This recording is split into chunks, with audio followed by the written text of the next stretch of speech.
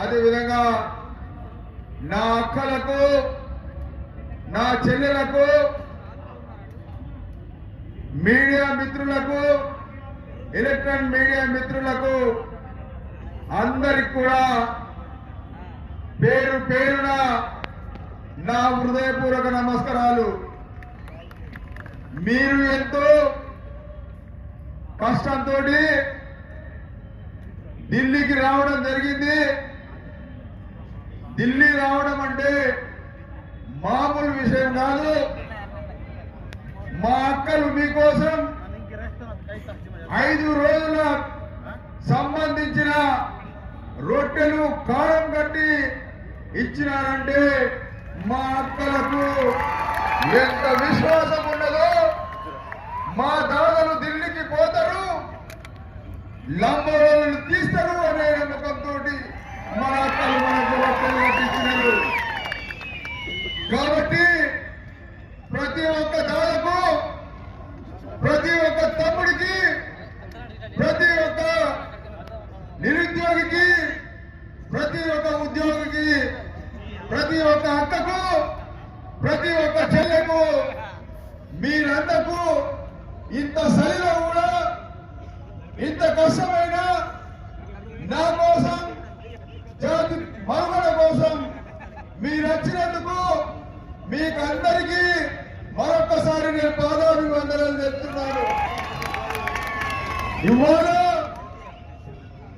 స్వయం బాబురావు ఎట్టి పరిస్థితుల్లో లంబడాలు తీసే వరకు వెనకకు రాడు అనేది సందర్భంగా తెలియజేయడం జరుగుతున్నది. లంబడాల విషయంలో ఇప్పటి వరకే మన నాయకులు చాలా మంది మాట్లాడడం జరిగింది. కాంగ్రెస్ పార్టీ నుంచి మన సీతక్క గారు, టిఆర్ఎస్ పార్టీ నుంచి మన ఆత్రం సక్కు గారు, అదేవిధంగా వివిధ పార్టీల వారు, దేశంలో ఉన్న వివిధ సంఘ నాయకులు మనకు ఇక్కడికి వచ్చి మద్దతు ఇవ్వడం అనేది మనకు చాలా గర్వకారణం.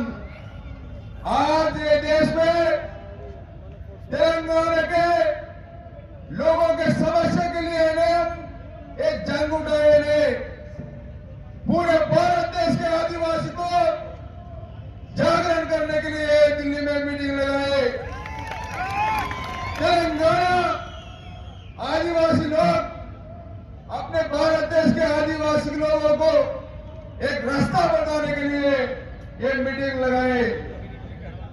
इसलिए भारत देश का जब स्वतंत्र आया, स्वतंत्र आने के बाद अपने राजा लोग हम भारत देश में मिलके नहीं रहेंगे बोल के हमारे भारत देश के राजा लोग, जबकि प्रधानमंत्री नेहरू को बोले, जब तक प्रधानमंत्री नेहरू जी ने पाकिस्तान इस देश से बाहर हो रहा और बांग्लादेश अलग हो रहा, अगर आप लोग अभी गोंडवाना राज पूछ के गोंडवाना राज बनाए तो हमारे भारत देश बहुत छोटा होता।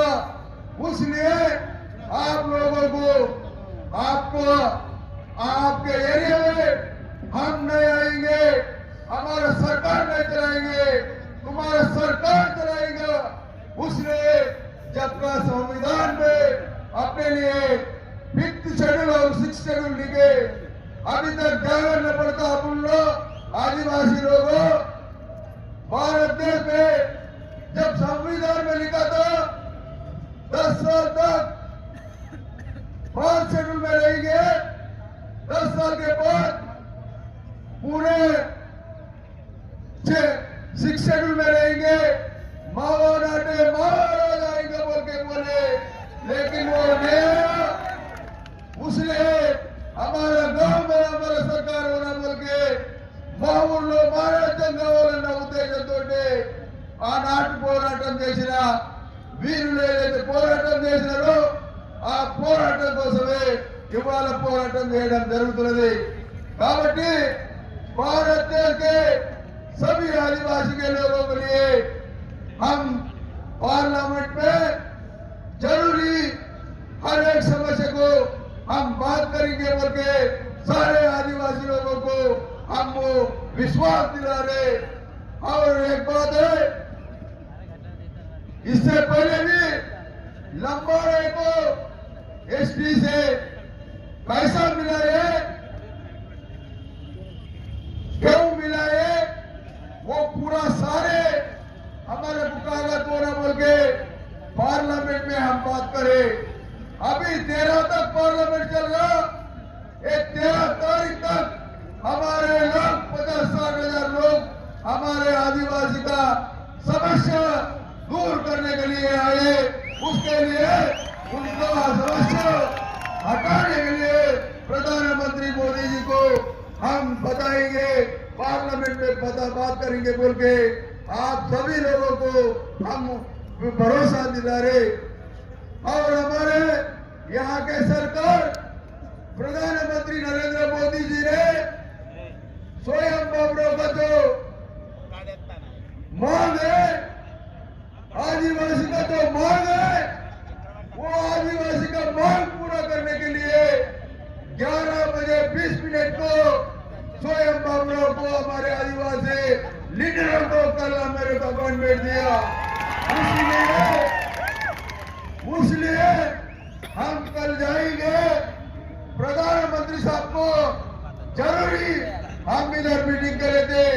उसके लिए हमारे सारे आदिवासी लोगों को न्याय दिलाना आपका काम है बोल के बोलेंगे।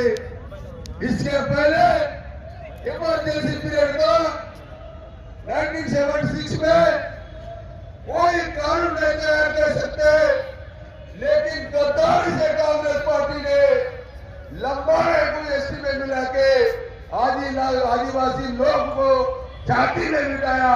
ये लोगों को अपन दूर हटाना बोले तो वो काम सिर्फ नरेंद्र मोदी करता, उसलिए जरूरी हम नरेंद्र मोदी को साथ में रह के ये 5 साल के अंदर ये लंबाड़े को एसटी जाबिता से जरूर निकालने के लिए कोशिश करेंगे बोल के हम वादा कर रहे, हम वादा करके बोल रहे।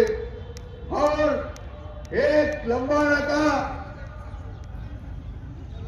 बीजेपी पार्टी का नेता एक है, वो कहता स्वयं बाबराव हमारे जिक्र में आए तो अच्छा नहीं होता।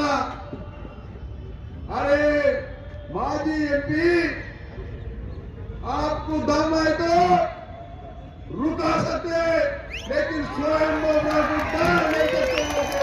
मैं ये बात कर रहा हूं, आप लोगों को अगर दम है, आप लोगों को अगर तुम्हारा जात को अन्याय हो रहा तो स्वयं बाबराव कहीं खिलाफ नहीं करा।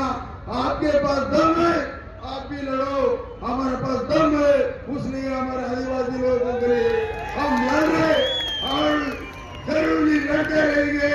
लंबाड़े को निकाले तक बोलेंगे नहीं बोल के भी हम वो दिल्ली से रामलीला मैदान से तेलंगाना के रविंद्र नायक को बोल रहे और बहुत सारे लंबाड़े के राहुल नायक है, माजी अभी एमएलसी है, उन्होंने बोलता स्वयं बाबूराव लंबाड़े को नहीं हटा सकता बोल के बोलता। स्वयं बाबूराव नहीं हटा है तो हमारा प्रधानमंत्री नरेंद्र मोदी हटाएगा। ये हमको विश्वास है, ये हमको विश्वास है, वो विश्वास है।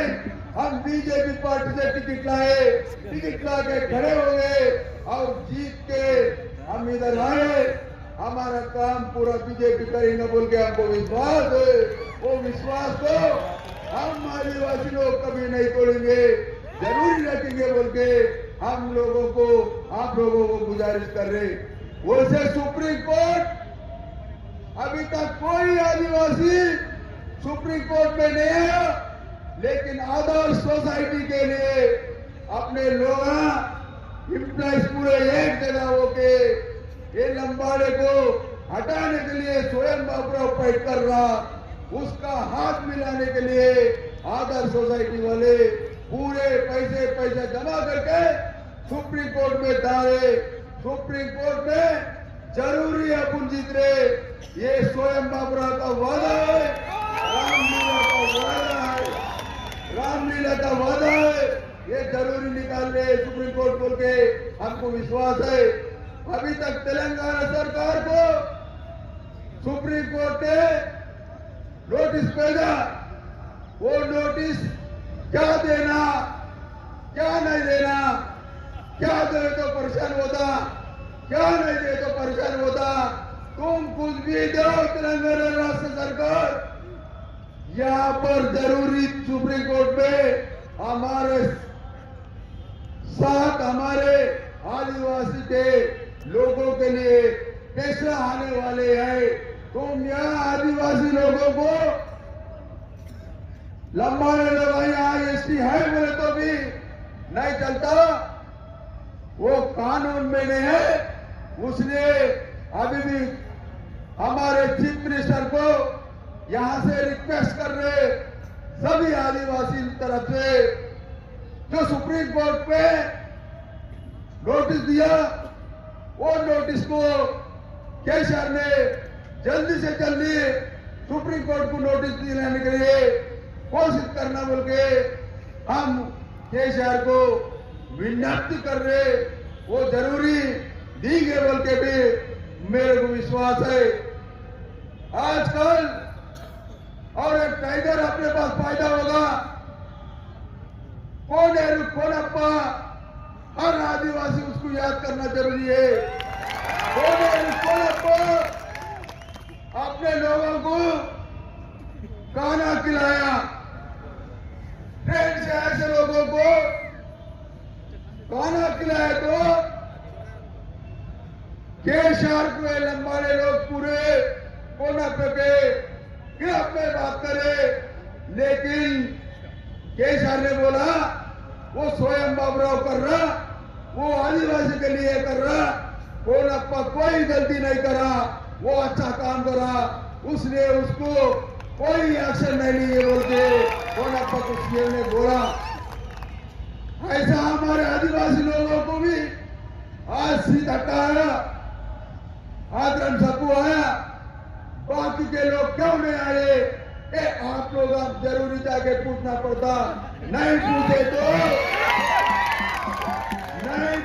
तो ये लोग हर बार वोट लेंगे, हर बार आप लोगों को फंसाएंगे।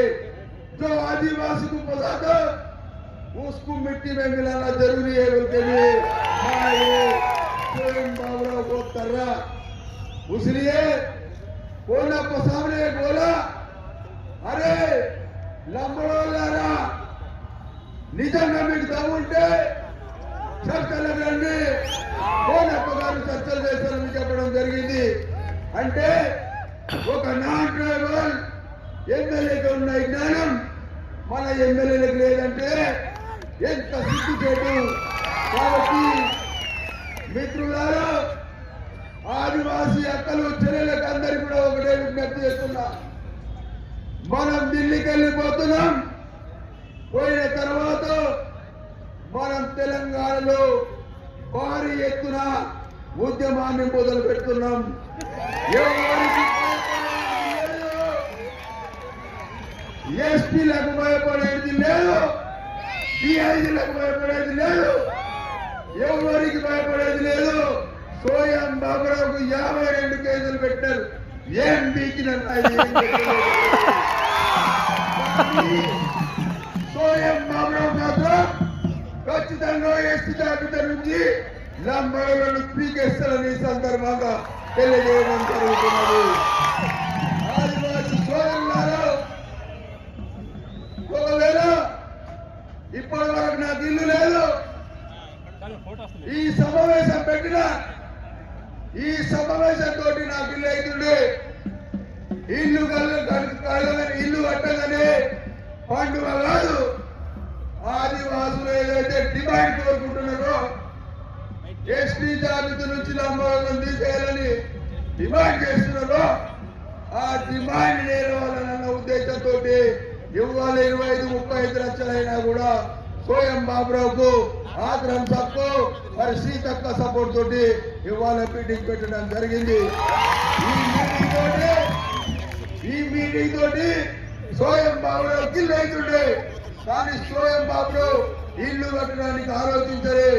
సోయం బాబురావు ఆదివాసుల కోసం ఆలోచిస్తున్నారు. కాబట్టి ఆదివాసి సోదరులారా మీరందరూ గమనించాలా.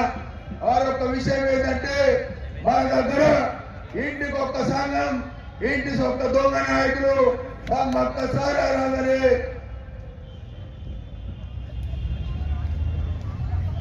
పైసల కోసం ఇప్పుడు దగ్గర వచ్చింది ఫిబ్రవరి, డబ్బుల కోసం కక్కుర్తి పడతారు. ఆదివాసి సోదరులారా, ఆదివాసి సమ్మక్క పూజలకు ఈ వేదిక నుంచి నేను ఒకటే విజ్ఞప్తి చేస్తున్నాను. ఈసారి ఏ సంఘంకు ₹1 ఇయ్యద్దు, ఉద్యమం కోసం ఇయ్యాలని కూడా సందర్భంగా తెలియజేయడం జరుగుతుంది. ఎవరైనా సంఘం వస్తే దాన్ని కొట్టండి. ఇప్పటిదాకా పైసలు తిన్నారు, ఆదివాసులకు అన్యాయం చేశారు. కాబట్టి ఇక నుంచి అన్యాయం జరిగాయి. ఎట్టి పరిస్థితిలో కూడా మనకు వ్యతిరేకంగా ఎవరైతే మాట్లాడతాడో వారు ఖచ్చితంగా లంబాడితో కలిసి ఉంటాడు. లంబాడితోటి డబ్బులు కక్కుర్తి పడి మన సమాచారాలను చెప్తారు. కాబట్టి మీరందరూ కూడా జాగ్రత్తగా ఉండాలని కూడా నేను మరొకసారి మిమ్మల్ని విజ్ఞప్తి చేస్తున్నాను. అదేవిధంగా మీరందరూ ఈ చలిలో ఇంత దూరము మేము ఫ్లైట్ లో వస్తేనే మాకు ఇబ్బంది అవుతుంది. మీరు ఎంత ఇబ్బంది అయినా ఆదివాసుల సమస్యల కోసం మీరు వచ్చినారు కాబట్టి ఖచ్చితంగా మీ సమస్య ఏదైతే ఉన్నదో అది రేపు ప్రధానమంత్రికి 11:20 అపాయింట్మెంట్ ఇవ్వడం జరిగింది. కాబట్టి ఖచ్చితంగా ఈ సమస్యలన్నీ చెప్పడం జరుగుతుందని కూడా ఈ సందర్భంగా తెలియజేయడం జరుగుతున్నది. అదేవిధంగా మిగతా సంఘాలు సహకరించిన సంఘాలందరికీ, ఉద్యోగస్తులకు ప్రతి ఒక్కరికి మరొక్కసారి పేరు పేరున నా హృదయపూర్వక